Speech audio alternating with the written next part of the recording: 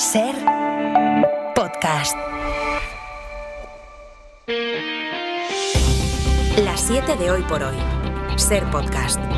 Hola, buenos días. El PP señala al Gobierno por la gestión de los incendios y el Gobierno le recuerda que la extinción es competencia autonómica y que quien gobierna en Galicia, en Castilla y León y en Extremadura es el Partido Popular. Mientras los incendios siguen arrasando parte del noroeste del país, Alberto Núñez Feijóo quiso presentarse ayer con un perfil más institucional y propuso 50 medidas contra los fuegos, centradas en la prevención, y destacó, sobre todo lo hizo él al empezar su comparecencia, la lucha contra los pirómanos. Propuso, de hecho, crear un registro para tener controlados a los pirómanos. Dijo también el líder del PP que iba a evitar el ¡y tú más!, pero acabó endureciendo su discurso contra el Ejecutivo. Dijo que la ministra de Defensa, Margarita Robles, reaccionó a rastras para reforzar con más medios a las comunidades. Según el presidente del PP, el Gobierno ha ido siempre a remolque, en contraste con la actuación de los presidentes de sus partidos, a quienes él evita responsabilizar de nada. Es evidente que la competencia es de la comunidad autónoma y las han ejercido, pero el despliegue de medios nacionales, incluido el Ejército y no solo la UME, y el despliegue de medios internacionales le corresponde exclusivamente al Gobierno de España. Y entiendo que el Gobierno llegó tarde. Este es el diagnóstico que hace Alberto Núñez Feijóo, que dice que las comunidades donde gobierna su partido estuvieron a la altura y que quien ha fallado es el Gobierno central. El Ejecutivo rechaza las acusaciones, sostiene que se ha puesto a disposición de las autonomías toda la ayuda disponible, todo lo que pidieron, incluso apeló a la responsabilidad de los presidentes autonómicos para que reconozcan la realidad. Esto es lo que dijo ayer directamente Margarita Robles, que es quien va a comparecer esta tarde en el Senado a petición precisamente del PP. En los próximos días, de hecho, lo harán otros 3 ministros, pero ningún presidente autonómico del Partido Popular. Anoche, en Hora 25, el ministro de Política Territorial, Ángel Víctor Torres, dijo que el PP tiene que asumir su parte de responsabilidad. El señor Feijóo fue presidente de una comunidad autónoma durante muchísimo tiempo, ¿no? Y no sé si está dirigiéndose al presidente de la Comunidad de Galicia para que tome decisiones que no ha tomado en los años que él, el propio Feijóo, fue presidente de esa comunidad autónoma, ¿no? Nos habla de prevención. Las competencias están perfectamente claras. Ocurrió también exactamente lo mismo con la DANA. Están perfectamente claras. Yo creo que hay un ruido excesivo que expande la oposición ante cualquier cosa que ocurra, ¿no?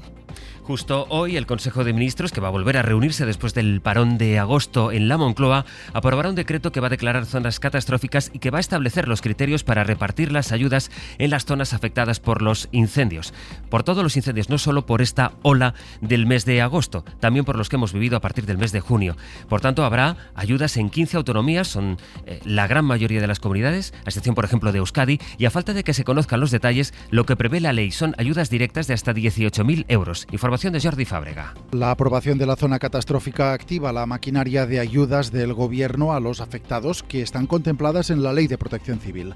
Estamos hablando de compensaciones de hasta 18.000 euros en el caso de fallecimiento o incapacidad total durante los incendios y de hasta 15.120 euros por destrucción total de la vivienda habitual. Estas son las cuantías que especifica la ley, que también prevé compensaciones por daños parciales en las viviendas o en los muebles. Hay que tener en cuenta que en el caso de los incendios de estas semanas no actúa el consorcio de compensación de seguros como sí hizo, por ejemplo, durante la DANA, así que son las compañías aseguradoras las primeras que tienen que cubrir esos daños. A estas actuaciones se suman ayudas y beneficios tanto para las empresas como para los negocios afectados, desde la posibilidad ya vigente de acogerse a ERTEs o bonificaciones en determinados impuestos para los afectados. Así empezamos el martes, hoy es 26 de agosto. Hoy por hoy noticias. Ser podcast.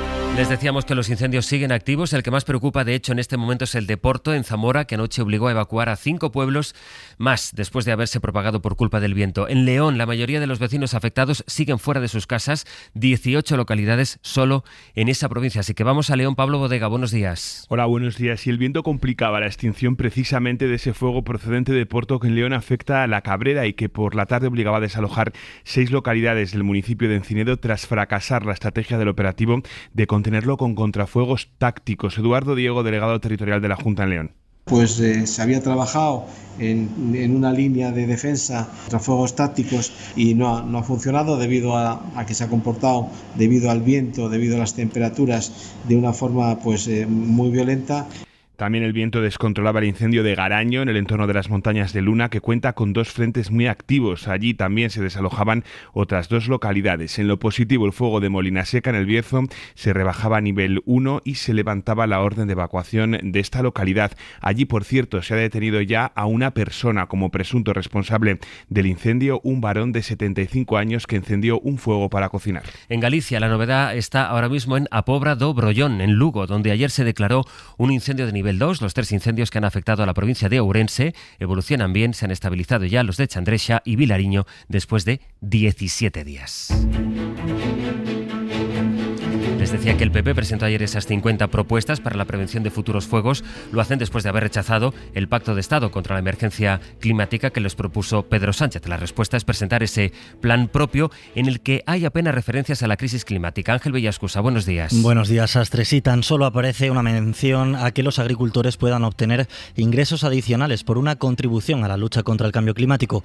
El resto de medidas se centran principalmente en rebajas fiscales, la receta habitual del Partido Popular. Feijóo presentó como medida estrella la creación de un registro nacional de pirómanos que deberían llevar pulseras de localización durante el verano. Javier Bañuelos, buenos días. ¿Qué tal? Buenos días. Sí, Feijóo le pone la etiqueta de pirómanos, pero la realidad es que ya existe un registro central de penados, es decir, donde se incluye el dato de todas las personas que han sido condenadas con sentencia firme. Es cierto que dentro de ese registro existen otros aún más específicos, por ejemplo, uno de violencia de género y otro de delincuentes sexuales, pero Feijóo quiere uno propio de pirómanos. Sin embargo, ese registro no tendría una función preventiva porque la esencia de estos registros es demostrar la reincidencia de los sujetos para conseguir una aplicación más ajustada del Código Penal. Así que desde el punto de vista técnico, ese registro tiene sus lagunas. Además, no hay que olvidar que esa propuesta parte de un error de base. No existe ninguna trama de pirómanos. Según datos de la Fiscalía, el 70% de los incendios forestales son provocados por imprudencia.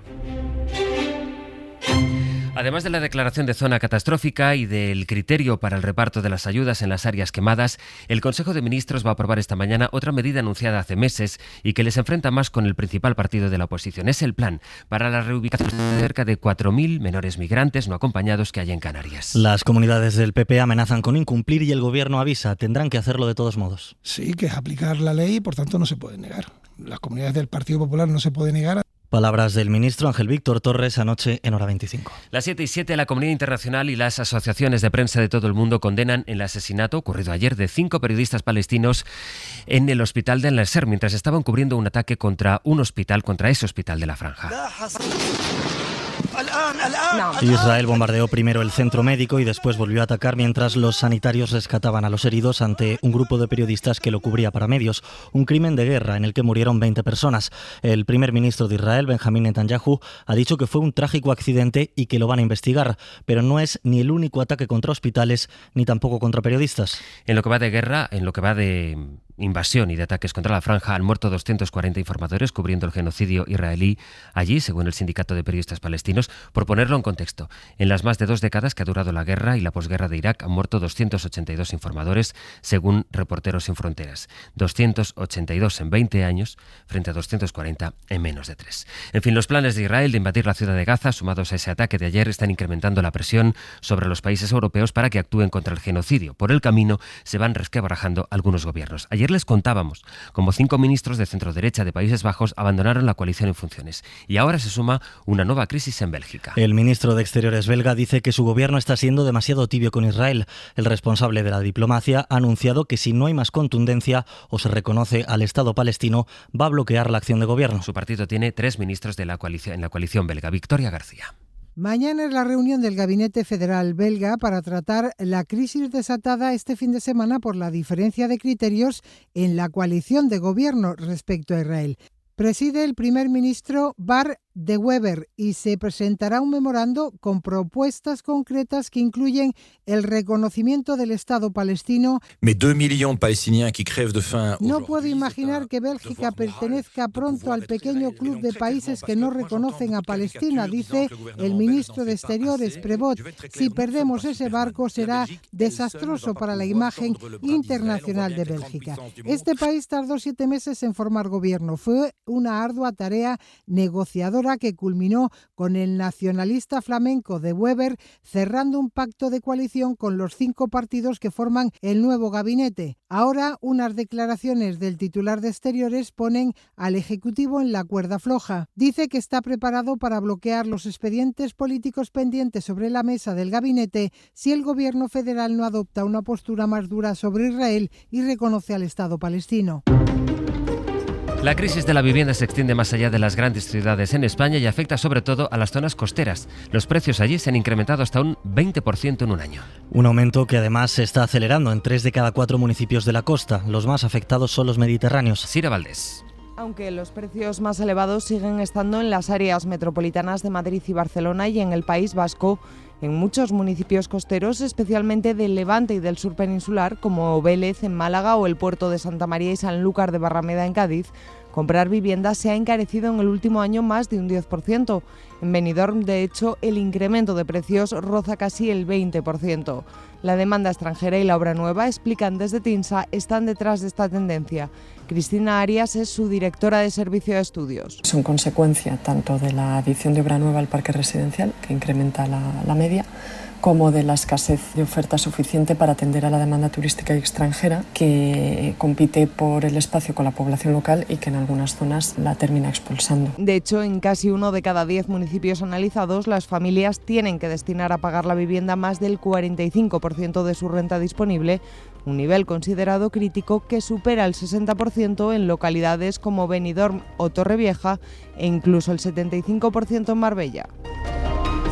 Donald Trump prohíbe que se queme la bandera de Estados Unidos y quienes lo hagan pueden acabar en la cárcel. Nueva York, Reire Santos. Trump ha firmado una orden ejecutiva instando al Departamento de Justicia a que persiga a las personas que quemen la bandera estadounidense hasta donde permita la Constitución. Dice, mientras firmaba la orden, el presidente ha dicho que va a castigar la quema de bandera con hasta 1 año de cárcel. Pero, como suele pasar con Trump, una cosa son sus palabras y otra cosa es lo que pone en la orden que ha firmado, porque lo cierto es que ahí no hay nada que hable de cárcel para quienes quemen la bandera. La jurisprudencia del Tribunal Supremo dice que la quema de la bandera está protegida por la primera enmienda de la Constitución americana, la de la libertad de expresión. La orden deja caer que quizás en algunos casos la primera enmienda no se aplique, pero la jurisprudencia del Supremo es clara. El decreto también insta a los funcionarios a que revoquen visados y deporten a aquellos no ciudadanos que quemen la bandera, pero esto también plantea dudas legales porque esas personas podrían estar amparadas por la primera enmienda. Y Polonia avanza hacia una crisis institucional porque su nuevo presidente, que es ultranacionalista, ha vetado un proyecto de ley del gobierno europeísta para ampliar las ayudas a los refugiados de Ucrania. Antonio Martín. Como se temía después de las elecciones, el nuevo presidente de Polonia enfría la relación de este país con Ucrania. Karol Nawrocki, admirador de Donald Trump, le ha copiado en su última intervención al decir que Polonia primero y primero los polacos, que añade reciben, por ejemplo, peor atención sanitaria, asegura, que los refugiados ucranianos. Un mensaje populista con el que justifica frenar un proyecto de ley para ampliar la ayuda a centenares de miles de personas que están huyendo de la invasión de Rusia. Exige que los ucranianos con niños que quieran seguir recibiendo, por ejemplo, una ayuda de algo menos de 200 euros al mes, tengan obligatoriamente un trabajo. Así que, en conclusión, deja a los más desvalidos en una situación todavía más precaria.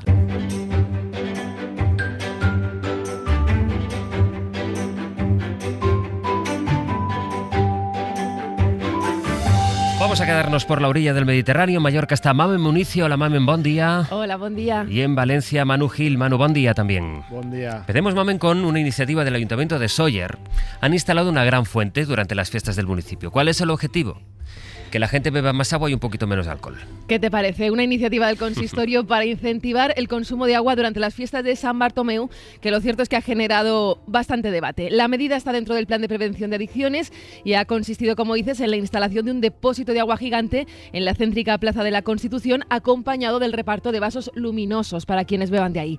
Varios vecinos consideran innecesaria la medida. En esa plaza y en las calles colindantes ya existen una decena de fuentes públicas, pero desde el ayuntamiento insisten en lo positivo positivo de la medida. Su alcalde, Miquel Nadal. Lo que queremos es fomentar el uso de no consumir bebidas alcohólicas o al menos que éstas estén muy limitadas. Siempre que hago un discurso antes de las fiestas digo que nos podemos divertir, pero nos podemos divertir con moderación. Así que más agua y no tanto alcohol. Una fuente de 6 grifos que se renueva de forma automática ya ha sido desmontada y ahora pues seguirá utilizándose en eventos culturales y deportivos. Manu, mañana es la tomatina de Buñol, mañana lo contaremos aquí como es tradición, a ver si Chimo Basmano se vuelve a meter entre la tomatina, pero hoy está casi todo a punto, de hecho creo que es hoy cuando llegan los tomates. Sí, este mediodía van a llegar a Buñol más de 120.000 kilos de tomate para ultimar sus últimas horas de maduración y estar en perfectas condiciones, los más blanditos posibles, de cara a la que debería ser la única guerra permitida en el mundo, la batalla más cítrica de todas, la tomatina de Buñol, la fiesta, con permiso de las fallas, más internacional de la Comunidad Valenciana. Mañana lo contaremos en directo. From US, Los Angeles. De Alemania, Múnich. California. I'm from India. Australia. America. Malta. Canadá. Quebec. 22.000 personas de los 5 continentes van a participar en esta edición número 78. Lleva por lema Tomaterapia, porque pretende ser un símbolo de recuperación y superación colectiva tras la dana de hace casi 10 meses. Y Mamen, investigan a una mujer por devolver y luego quedarse con 480 euros que encontró en una gasolinera de Palma. Sí, la investigación se inició a raíz de la denuncia de un hombre que había extraviado un fajo de billetes. Regresó al establecimiento, una gasolinera, y allí le confirmaron que una repartidora había encontrado el dinero y se lo había entregado. Pero pocas horas después ella había regresado para recuperarlo con la excusa de que lo iba a llevar personalmente a la policía, pero no lo llevó. Tras la denuncia del propietario, la policía solicitó las grabaciones de las cámaras de seguridad. En las imágenes se podía ver cómo el denunciante perdía el dinero, una mujer lo encontraba, lo llevaba a la empleada y después volvía a llevar otra vez a reclamar ese dinero que le fue entregado. A través del análisis de las imágenes, que mostraban parcialmente la matrícula de la motocicleta de la repartidora, se pudo cotejar con la marca y lograr identificar a la propietaria del vehículo. Pues Manu, Mamen, muchas gracias, que tengáis un buen martes.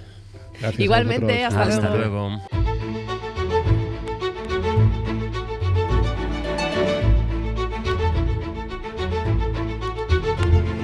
Dicen que el verano es tiempo de lectura para quien le quede todavía tiempo que aprovechar, o en fin, por si quieren empezar con la lista de lecturas pendientes para septiembre. Hoy nuestra recomendación para empezar el día es de Pepa Blanes y nos va a proponer otro clásico para disfrutar de estos días de lectura.